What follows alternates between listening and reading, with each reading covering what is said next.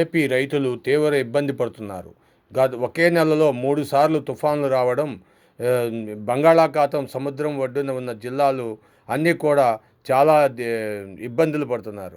రైతుకి ఆశించిన దానికంటే పెట్టుబడి అధికం అయిపోయి, పెట్టుబడులు పెట్టి క్రాప్ హాలిడే తీసుకుంటే బావుంటదేమో అన్నట్టుగా ఉన్నది. ప్రస్తుతం రహదారులు మొత్తం జలమయం అయిపోయినాయి. తుఫాన్‌తో ఎడతెరిపి లేని వాన. ఇటు పలాస నుండి, ఇచ్చాపురం నుండి, విశాఖపట్నం, నెల్లిమర్ల చాలా ప్రాంతాల్లో భారీ నుండి అతి భారీ వర్షాలు కురవడం, ఒక్కొక్క చోట 30 నుండి 40 మిల్లీమీటర్ల వాన కురవడం గమనార్హం. కాబట్టి మత్స్యకారులను కూడా చేలలోకి, సముద్రాల్లోకి వెళ్ళొద్దు, చేపల వేటకు వెళ్ళొద్దు అని చెప్తున్నారు. ఇప్పటికే రోడ్లన్నీ జలమయం అయిపోయినాయి. కాబట్టి విశాఖపట్నం వైపు వెళ్ళే వాళ్ళు ఎట్టి పరిస్థితుల్లో ప్రయాణాలు వాయిదాలు వేసుకోమని చెప్తున్నారు.